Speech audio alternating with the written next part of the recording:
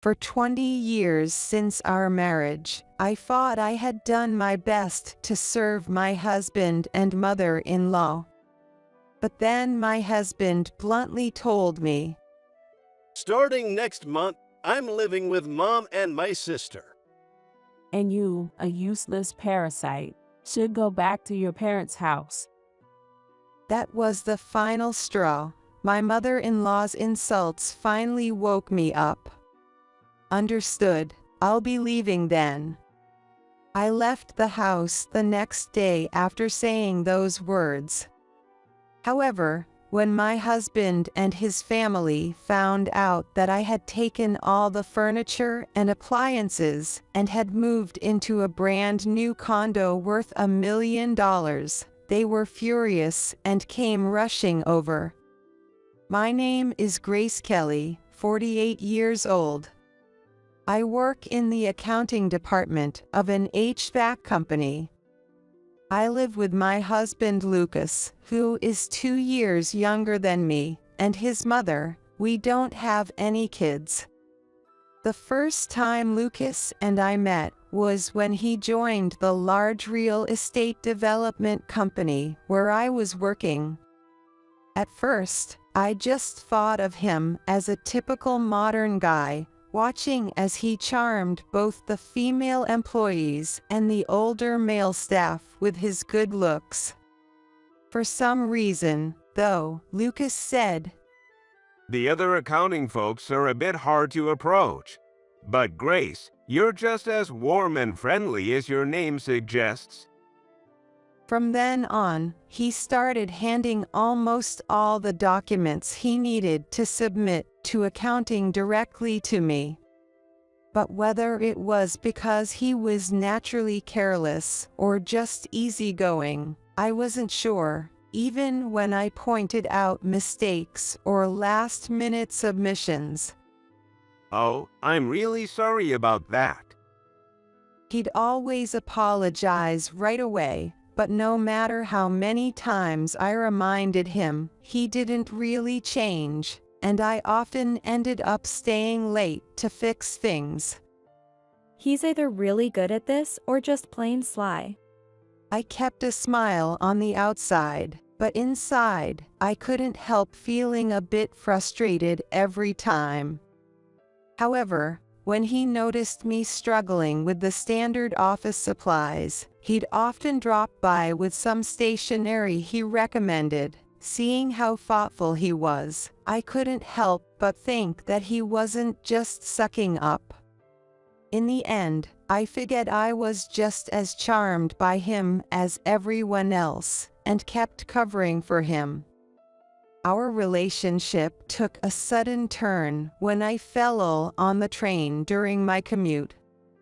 I had been working late every day during a busy period, and I guess the rush hour crowd was too much for me. I got dizzy and couldn't stand it anymore. I barely made it to my stop, but once I sat down on a bench at the station, I couldn't move and had to fight off the nausea. Lucas noticed me, and, despite my protests that I didn't want to dirty his suit, he ignored me and, under the station staff's guidance, carried me to the station's medical room. After that, I took some medicine I had on me and lay down for a while. Eventually, the dizziness subsided, and when I called the office to let them know, my boss told me to go home and rest. To top it off, they ordered Lucas, who had stayed with me, to make sure I got home safely. So despite my reluctance, he ended up escorting me home. The next day, I returned to work as usual, apologized to my boss and colleagues, and then visited Lucas in the sales department to apologize to him and his boss. I feel like I caused you a lot of trouble, and I'd like to do something to thank you. Well, in that case, how about you treat me to dinner this Friday? I'm a bit short on cash right before payday. I couldn't help but laugh at his straightforward request and agreed. Of course, I only intended it to be a one-time meal, but Now that I've been paid, let me return the favor and treat you this time. before I knew it, we kept taking turns treating each other to meals, and eventually, people around us started assuming we were dating. But I was the only one who rushed to deny it. Lucas, on the other hand, was as laid back as ever. Well, you don't have to deny it so vehemently. I don't mind. And just like that, we ended up being seen as an official couple. 2 years later, when I turned 28, Maybe it's time we got married. It'd probably put everyone at ease. and so, we got married. I had planned to continue working, but Lucas unexpectedly asked me to quit, saying it would be awkward for us to both work at the same company. You're not getting any younger, so maybe it'd be wise to focus on having kids first. My mother-in-law also insisted, so I resigned. As for our living arrangements after the wedding, I had hoped we could live in this area if we were both working, but then the idea of living in his family's place came up. It turns out Lucas's father had passed away 10 years ago, and since Lucas's older sister, Jennifer, got married and moved out 3 years ago, it had just been Lucas and his mom living together. As the eldest son, I figured we'd live with his mother eventually, but I didn't expect it to happen right from the start. However, since Lucas moving out would leave his mother alone, she strongly opposed living separately. I was persuaded that living with her would save us rent, so we began our married life under the same roof. At first, everything was peaceful and uneventful. Lucas's mom, who graduated from a top university, landed a job at a major trading company, and naturally, her husband was an elite too, often boasted about Jennifer, who followed in her footsteps. Although Lucas was the eldest son, his mother didn't seem very interested in him. Jennifer, who had moved into a new condo about 30 minutes away by train, often begged her mother to help with the housework. Mom, please. I'm so busy every day. I can't keep up with the chores. Her mother, delighted to be needed by her beloved daughter, wasn't reluctant at all. That girl is completely helpless without me. She would regularly visit Jennifer's condo and take care of all the cooking, cleaning, and laundry like a housekeeper. But when she needed extra help, or when Jennifer took a day off to enjoy afternoon tea at their favorite hotel with her mother, I would sometimes get roped into helping as well. Still, since Lucas's mom rarely interfered with our lives, living together was much easier than I had expected. With that in mind, I didn't think it was a big deal to occasionally help out at Jennifer's place. However, one day, Jennifer and her mom decided to take a one-night trip to a nearby spa for some rest. During that time, they asked me to take care of Jennifer's place by myself. Jennifer said she doesn't want her husband to be inconvenienced while we're gone, so as soon as we leave, please take care of the cleaning, laundry, and prepare some meals for him to have while we're away. After seeing them off, I took the key they gave me and went to Jennifer's condo to start on the chores. I quickly tackled the cleaning, laundry, and ironing as usual. But when I was about to put away the dishes I had prepared at my place, I remembered something Jennifer had mentioned. Make sure to chill his favorite beer. He gets grumpy if it's not there. When I checked the fridge, there wasn't a single beer in sight. Only the mineral water and beauty drinks Jennifer drank every night. Ugh, I should have checked before going shopping. I muttered in frustration, but it was too late. I had no choice but to head to the nearest grocery store, but unfortunately, they didn't carry the brand of beer I was looking for. The beer Jennifer's husband liked was a Belgian import, so it wasn't as easy to find as domestic brands. Still, I thought, if this store doesn't have it, I'll just find it at another one. However, even after visiting a few other stores nearby, including a local store that sold groceries, I still couldn't find that specific brand. To make matters worse, this was before map apps were common, so I have no idea where the stores were in the unfamiliar neighborhood around Jennifer's condo. Panicking, I ran around but only wasted time without finding the beer. I ended up hailing a taxi and heading to the nearest department store, where I finally found the beer in the basement liquor section. By the time I got back to the condo, it was nearly 5 p.m. When I entered Jennifer's place, planning to put the beer in the fridge and head home, I saw her husband, Daniel, standing in the living room. Daniel, you're back early today," I stammered as I tried to clean up the apron and bag of food containers left on the sofa, but Daniel started questioning me. "What's going on here? My wife told me she hired someone to take care of the housework." According to Daniel, he had originally planned to bring his mother to live with them to help out since both he and Jennifer worked full-time. "Our situation is the same as Jennifer's. My dad passed away, and as an only child, my mom has no one else to rely on. So I asked if she could move in to help with the chores." If you do that, I'll want my mom to move in too. It's unfair and selfish to favor your mother over mine. Apparently, Jennifer insisted on it.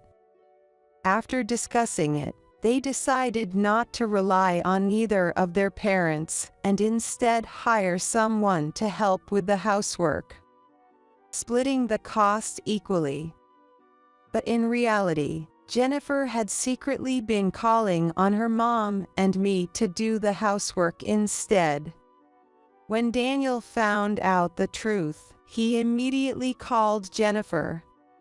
Realizing she was in trouble, Jennifer and her mom rushed back from the spa, but it quickly escalated into a huge argument with Daniel demanding an explanation.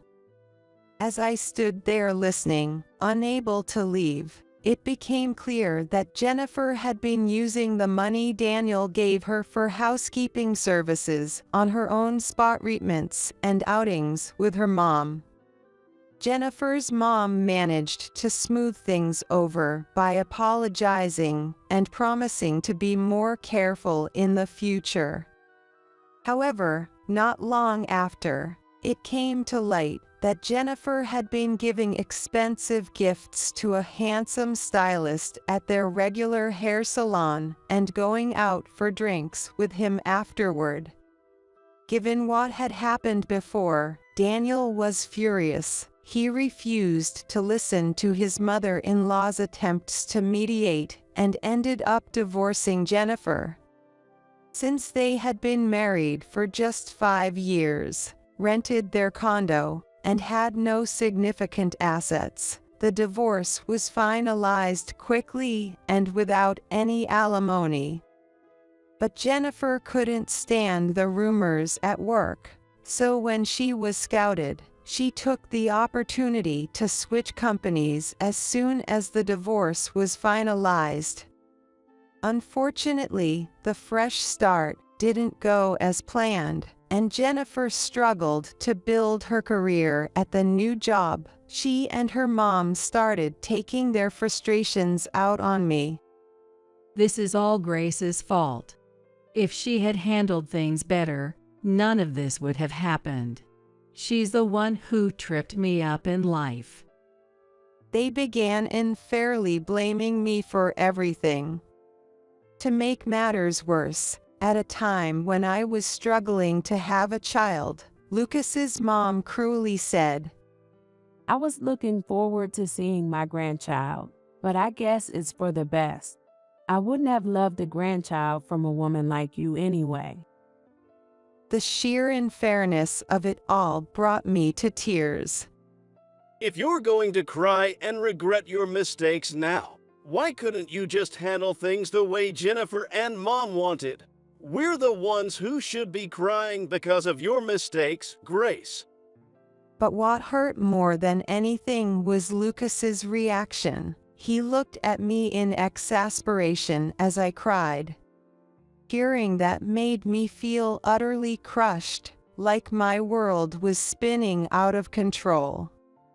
It showed me that even though he knew everything, Lucas still believed I was the one at fault. In other words, I realized that I had no one on my side in this house. With that realization, I began thinking about divorce, but as a housewife who had quit my job, I couldn't easily voice that option. I could return to my parents' house, but with my brother and his family living nearby, it would be awkward to suddenly show up unemployed.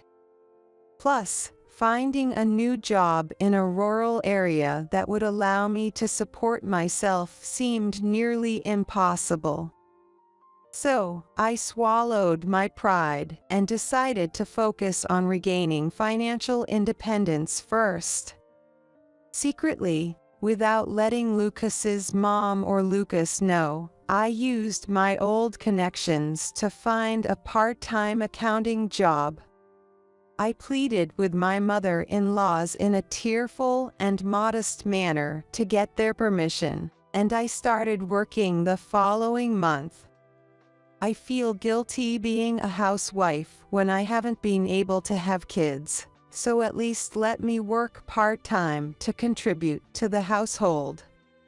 Of course, if I slacked on the housework, they would likely complain and tell me to quit. So I pushed myself even when I was tired or unwell. I didn't cut corners at work either, seizing every opportunity to improve and striving to advance. After 2 years of part-time work, I was promoted to a full-time position.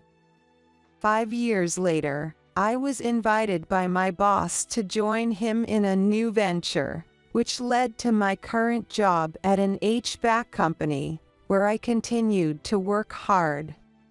But just recently, on the 20th anniversary of our marriage, Lucas approached me after dinner while I was washing the dishes in the kitchen and asked me to come to the living room because he wanted to talk.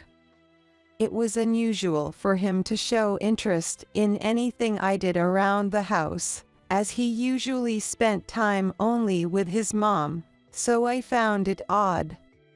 When I went to the living room, before I could even sit down, Lucas announced, This is already decided, but starting next month, I'm living with Mom and Jennifer.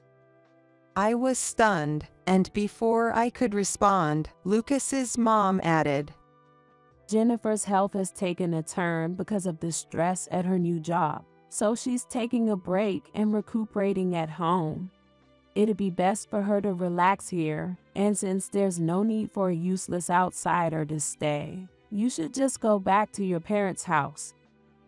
She came right up to me and said, Get lost, you freeloading parasite.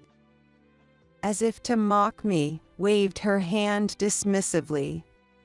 Lucas and his mom were smirking, watching my reaction, but inside, I was actually relieved, thinking, this makes things easier.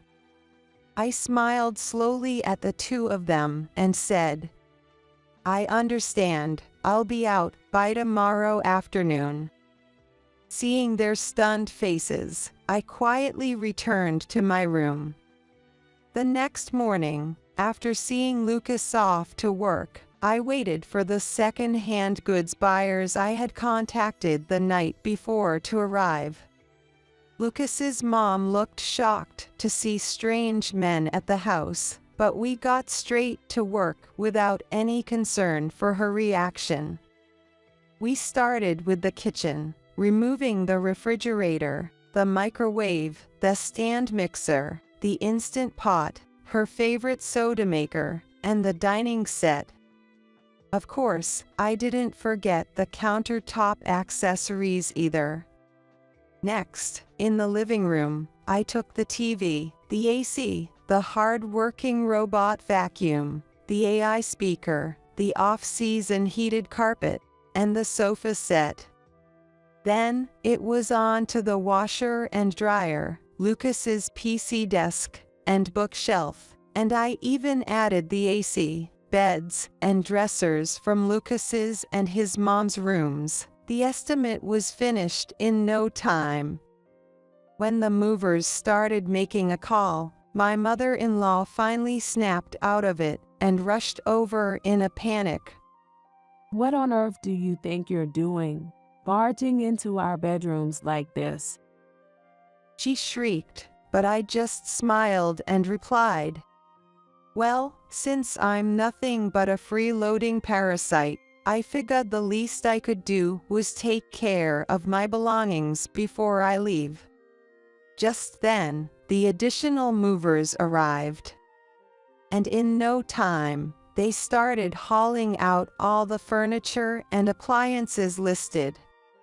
My mother-in-law was so overwhelmed by the swift and efficient work that she could only pace around helplessly. For the finishing touch, the movers even removed the LED lighting from every room before leaving. What was left were Lucas's PC and bedding on the floor, along with his mom's cosmetics piled in a corner. My mother-in-law, still reeling, started shouting again. Wait a minute. Do you think you'll get away with this? I'll leave the rest to my lawyer. I then grabbed the suitcase I had packed the night before and walked out of the house. A week later, after receiving a call from my lawyer, Lucas, his mom, and Jennifer all stormed into the lawyer's office that very same day. When I arrived a bit later, they immediately started yelling, How dare you show up late after summoning us here? I never summoned you. I simply informed you that all future negotiations would go through me, and you showed up without an appointment. My lawyer retorted sharply. Lucas, unable to handle the pressure, immediately shrank back. His mom, however, stepped in, ready to fight. Since we're all here, let's talk. You left like a thief in the night, so there's no way you can come back now. But if you grovel and apologize, maybe we can reconsider. She glared at me as she finished, while Jennifer and Lucas nodded vigorously beside her. Did they really think I would jump at the chance to return to such a miserable situation? How naive. I gave a slight nod to my lawyer, who then calmly began. Grace has no intention of returning. Moving forward, we'll discuss signing the divorce papers, dividing the assets, and negotiating alimony. The three of them were stunned into silence for a moment before they all started shouting at once. No divorce. Dividing assets and alimony. How dare you? Who do you think you are? When things started getting out of hand, my lawyer let out a loud, intimidating cough, which finally quieted the three of them. The divorce is a done deal. If you don't agree, we'll take this to mediation or court. The lawyer calmly stated they were about to raise their voices again. But another stern cough from the lawyer silenced them. After some hushed discussions among themselves, they reluctantly signed the divorce papers without further resistance. But when it came to discussing the division of assets and alimony, their attitudes changed dramatically. You're seriously asking for asset division. You were nothing but a parasite, barely making any money with your part-time job, and now you want to share. How shameless. We should be the ones asking for alimony for having to put up with such a failure as a wife. There's no way we're paying you anything. They began hurling insults at me. That's when I pulled out copies of my household ledger and bank statements from the past 5 years. At first, they didn't seem to understand, but as the lawyer explained the documents, their faces grew pale. The reason was simple. I had been covering almost all of the household expenses for the past 5 years, totaling around $3,200 per month. That's impossible. I've been putting $1,500 into the household account every month. Lucas protested, but the truth was that the $1,500 he deposited was almost entirely used up by his and his mother's credit card payments, totaling around $1,420. In essence, the money he deposited went in one hand and out the other. Meanwhile, my salary, totaling $3,200, had been used to pay for the mortgage, Lucas's and his mom's car loans, groceries, utilities, and all the other household expenses. In the 5 years since Grace became the head of accounting at her current company, she has contributed nearly $190,000 to the household. Despite this significant contribution, you've labeled her a parasite. Quite the treatment, don't you think? The three of them frantically flipped through the copies, but the lawyer's words were irrefutable. Realizing they were at a disadvantage, my mother-in-law suddenly softened her tone. Well, see, Grace, we were once husband and wife, mother and daughter-in-law, and sister-in-law. Let's not fight and just part ways peacefully. Yes, that's right. Besides, I may have lost my temper and sold all the furniture and appliances last time. Maybe we should both act like adults and end things amicably. I replied, thinking I had them right where I wanted them. I asked the lawyer to draft the divorce settlement, including clauses that waived both parties' rights to asset division and alimony. To be extra cautious, we even went to a notary public to make it official. After signing, Lucas and I shook hands, ending our 20-year marriage. But that wasn't the end of the story. 2 months later, after we parted ways outside the notary's office, I started receiving a flood of messages from Lucas and his mom on the one social media account I hadn't blocked. At first, I ignored them, but the messages kept coming, day and night, becoming increasingly annoying. When I heard they had even shown up at the lawyer's office demanding to see me, I decided to meet them one last time to settle things. This time, I arrived a bit early, but they had apparently gotten there even earlier.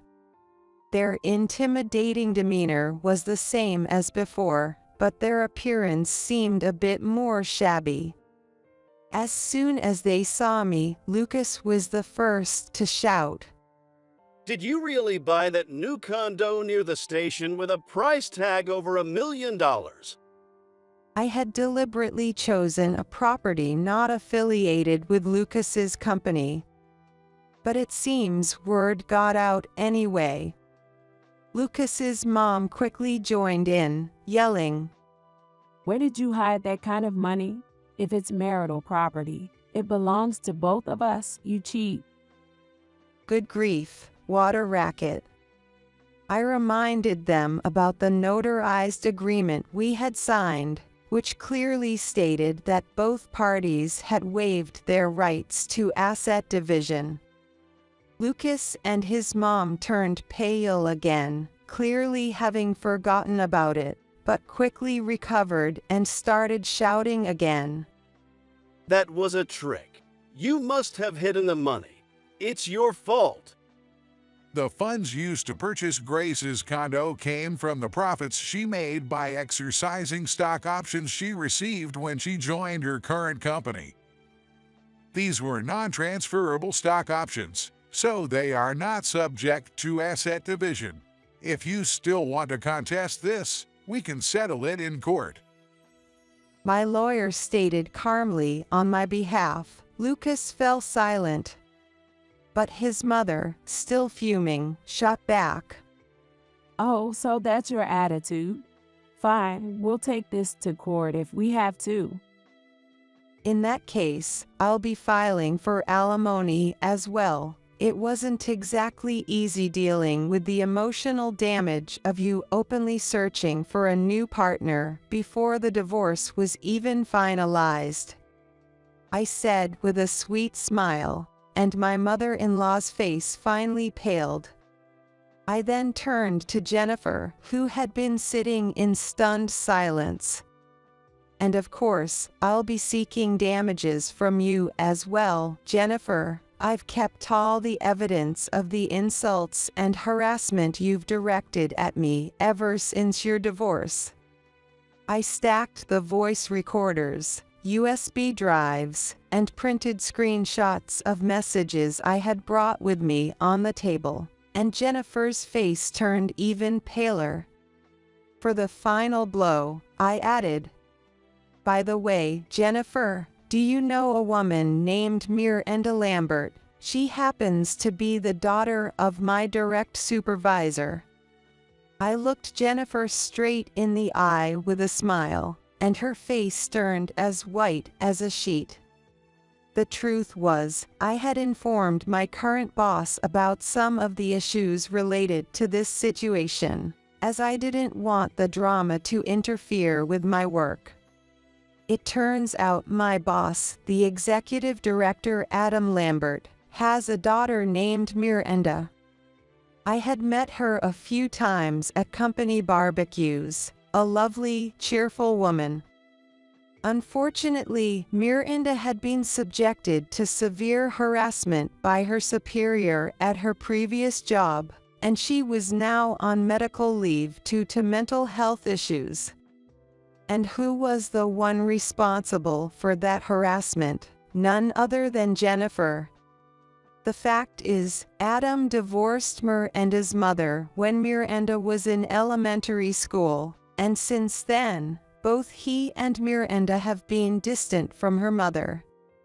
Knowing that Miranda didn't have any older women in her life, Adam asked me to take her out for meals and shopping to help lift her spirits, and I gladly agreed. During one of our conversations, Miranda mentioned Jennifer's name, which shocked me. That's when I learned that Jennifer's so-called medical leave was a lie. In reality, she was placed on mandatory leave because her treatment of Miranda had become a problem at her workplace. I knew I had to act quickly to finalize the divorce, or Jennifer would likely end up moving back in with my mother-in-law. which would have made my situation even more unbearable, both financially and emotionally. So, I had begun preparing, and when Lucas and his mother tried to kick me out, it was the perfect opportunity. First, I made a big show of selling off all the furniture and appliances. Then, I had the notarized settlement drawn up, where both parties waived rights to asset division and alimony, knowing full well about the stock options. Given Lucas's and his mom's spending habits, there wasn't much in the way of savings. If we had gone through a strict asset division, I would have ended up losing more. As for alimony, even if I won in court, there was no guarantee I would ever see a cent. So I used the household expenses as leverage to make them waive their claims. It was only now that Lucas, his mom, and Jennifer finally realized the full extent of their foolishness. They had thought that by getting rid of me, the parasite, they could go back to living as a happy family, but now they trudged away, shoulders slumped in defeat. Their downfall was swift and brutal. Lucas's mom, as I had pointed out, wasted no time bragging to friends, relatives, and even mere acquaintances that she had successfully gotten rid of me. She even started arranging matchmaking meetings for Lucas. I'm going to make sure my son finds a nice girl, unlike that useless wife who couldn't even give me grandchildren. If you know of any good women, please help set them up with my son. However, the people she approached with these ridiculous requests only laughed at her behind her back. Looking for a new partner before the divorce is even finalized. That's just not right. She's delusional if she thinks her son is some sort of catch with those kinds of conditions. The criteria his mom set for a suitable wife were utterly ridiculous. First, she should be in her early 20s. If she's any older, she'll start spouting nonsense about equality in marriage and other annoying things. As if that wasn't enough, she went on with her outrageous demands. Of course, she'll have to cut ties with her family, but not before handing over her inheritance. So, some wealth and financial stability are necessary too. And wouldn't it be great if she could see a doctor to confirm her ability to have children? Her words left everyone around her in shock. Oh, and of course, she has to be tall, stylish, and beautiful. That goes without saying, so make sure of that. She wrapped up her list, completely oblivious to the cold stares she was receiving. Naturally, no one brought any marriage proposals to her. Frustrated, she began bombarding people with phone calls and messages. However, she was either politely turned down with responses like, "I'm afraid I don't know anyone who meets your criteria," or simply ignored. Soon, word about the messy divorce with me spread among relatives, friends, and neighbors, leading to whispered gossip about the shameful mother and son. Having always acted arrogantly, Lucas's mom couldn't handle the disdainful looks from others, and eventually withdrew into the house, refusing to go out. There were even rumors that people had begun hearing shouting, angry outbursts, and the sound of dishes breaking from within the house. In the past, whenever something upset her, she would take it out on me or indulge in shopping sprees to blow off steam. With me, her punching bag gone, and unable to shop or take short trips to relieve stress, she seemed to be venting her frustrations by lashing out at home. As for Lucas, He had left all the household management to me since we got married. Even after the lawyer clearly explained things to him, he was still in denial. If she managed to cover the household expenses, I can do it easily if I really try.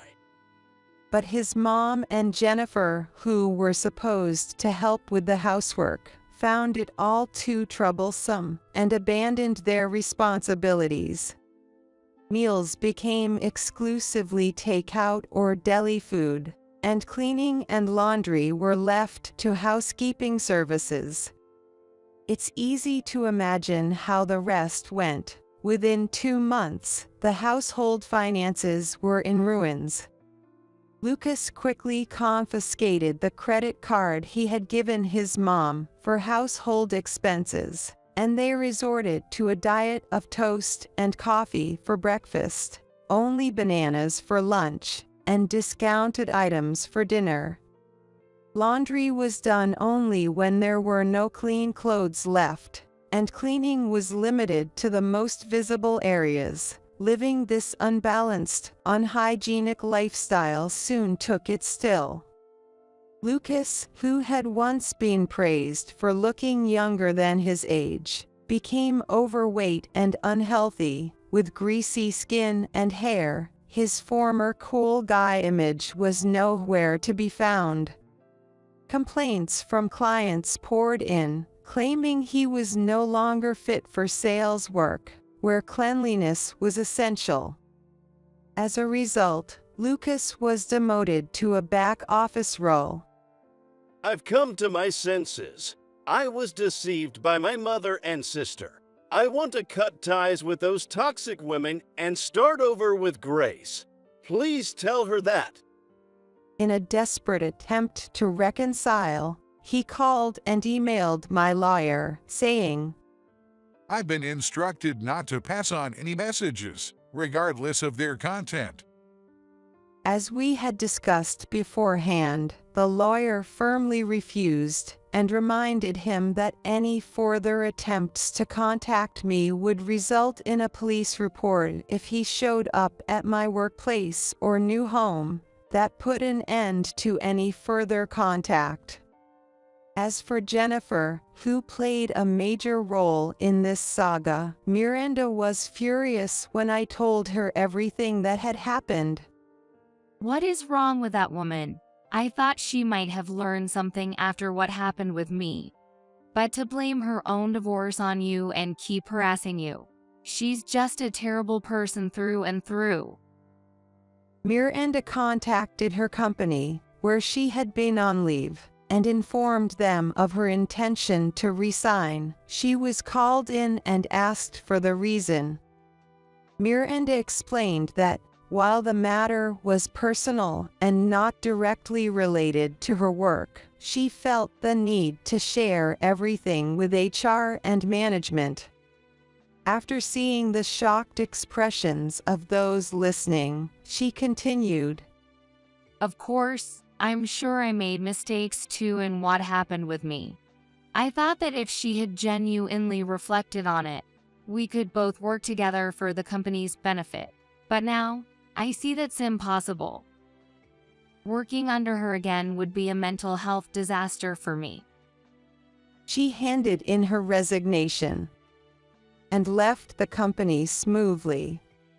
Miranda then transitioned to a remote role at a competitor in the same industry, allowing her to work while she continued to recover.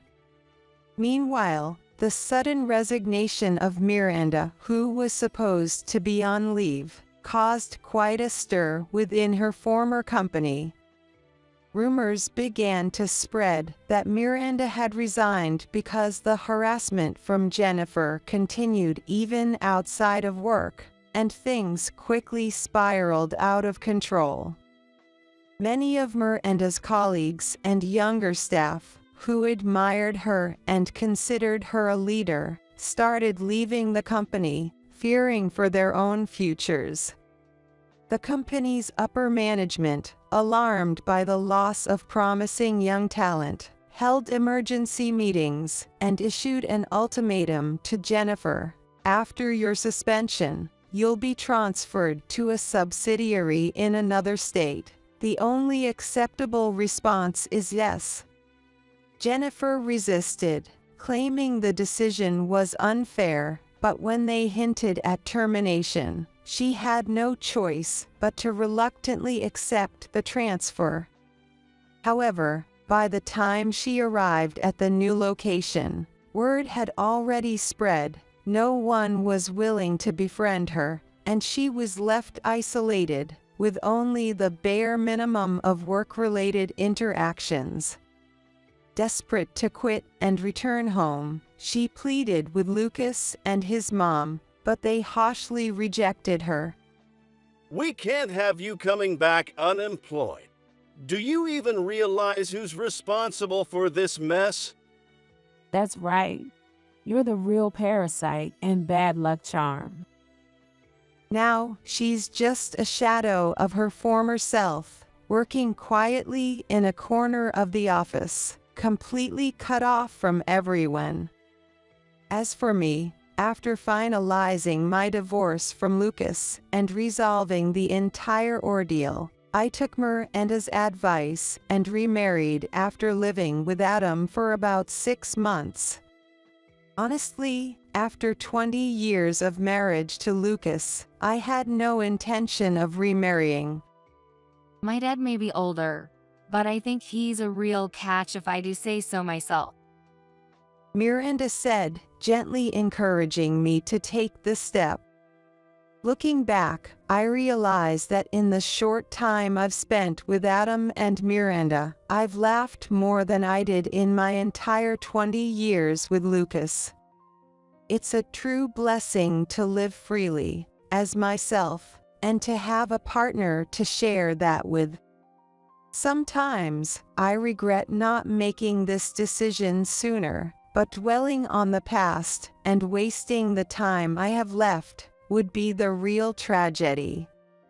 From now on, I'm going to cherish the peaceful life I have with my new husband and daughter,